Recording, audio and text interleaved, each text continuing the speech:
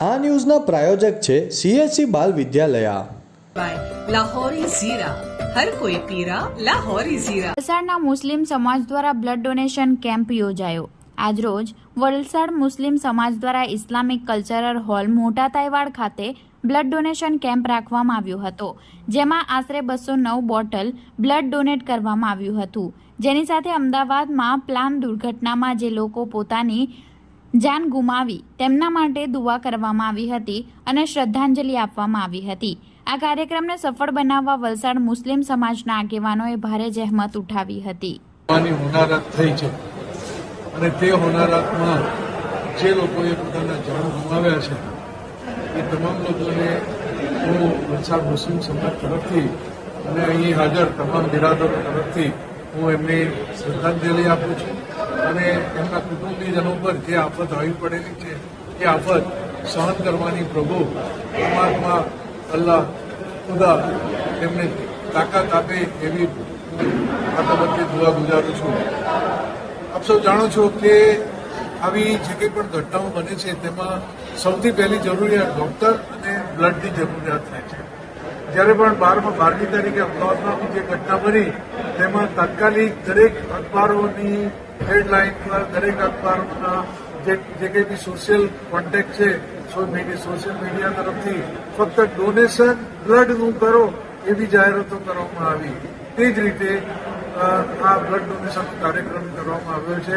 Valsad blood donation વલસાડના મુસ્લિમો તરફથી ગયે વર્ષે બ્લડ ડોનેશનનો કાર્યક્રમ રાખવામાં આવ્યો હતો અને એ કાર્યક્રમમાં ખૂબ મોટી સંખ્યામાં યુવાનોએ અને અમારી બેટીઓએ ભાગ લીધેલો હતો અને તેને કારણે આ સમગ્ર વર્ષ દરમિયાન એક ઉત્સાહ જાગ્યો અને બધા લોકો પૂછવા લાગ્યા, યુવાનો પૂછ્યા, ભાઈ આ વખતે આપણો બ્લડ ડોનેશન કેમ્પ ક્યારે છે?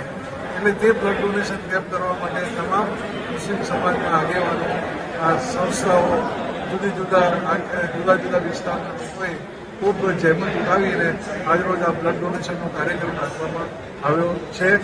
અત્યાર સુધીમાં ખૂબ જબરજસ્ત ઉત્સાહ છોકરાઓમાં, બાળકોમાં, વિદ્યાર્થીઓમાં જોવામાં આવેલ છે અને જે 18 વર્ષથી ઉપરના છે નવયુવાનો, તેમને ખાસ કરીને આ બ્લડ ડોનેશન માટે તૈયાર કરવામાં આવ્યા છે અને તે લોકો જાતે કોઈપણ જાતની ગિફ્ટ, કોઈપણ જાતની ભેટ, કોઈપણ જાતની લાલચ વિના સ્વયંભૂ એક જબરજસ્ત ઉત્સાહ અને પ્રેરણારૂપે આ બ્લડ ડોનેશનનો કાર્યક્રમ ચાલી રહ્યો છે। આજરોજ અમારા જુમા મસ્જિદના ઇમામ સાહેબ એટલે અમારા વલસાડના તમામ મુસ્લિમોના આગેવાન કહેવાય ધાર્મિક રીતે અને મસ્જિદોના ટ્રસ્ટીઓ તરીકે પણ એમણે જે દુઆ કરી છે એ દુઆમાં જે લોકો ગુજરી ગયા છે તેમના બાકી રહેલા જે સગાવાલા છે એમને ખૂબ સાંત્વન મળે એવી દુઆ કરી છે અને આ બ્લડ ડોનેશન માટે યુવાનોને ખૂબ પ્રેરણા મળે એમણે એવી દુઆ ગુજારી છે। આશા રાખું છું કે આ એક કાર્યક્રમ એવો સમાજના ઘડતર માટેનો છે, સમાજની એકતાનો। કોનું બ્લડ કોનામાં, મારામાં કોનું બ્લડ આવશે? હું જ્યારે માનો પડું કે મને જ્યારે બ્લડની જરૂર પડે તો હું નથી જાણતો કે કોનું બ્લડ આવ્યું। એટલે દુનિયામાં તમામ લોકોની અંદર, તમામ સમાજમાં, તમામ ધર્મોમાં જે રિશ્તો સૌથી મજબૂત છે એ બ્લડનો રિશ્તો છે અને કાલે મને કોના બ્લડની જરૂર પડી જાય, મારા બ્લડની કોને જરૂર પડી જાય, મારું બ્લડ ક્યાં ચાલી જાય, કોનું બ્લડ મારામાં આવી જાય, એટલે ખરેખર તો આ બ્લડ ડોનેશનનો જે કાર્યક્રમ છે એ કાર્યક્રમ તમામ ધર્મોને, તમામ સમાજને, તમામ જ્ઞાતિને સાથે રાખવા માટે ખૂબ અગત્યનો છે અને તે કાર્યક્રમ આજરોજ ખૂબ સફળતાપૂર્વક કોઈપણ જાતના લોભ લાલચ વિના બધાને પ્રેરણા આપીને કરવામાં આવ્યો છે।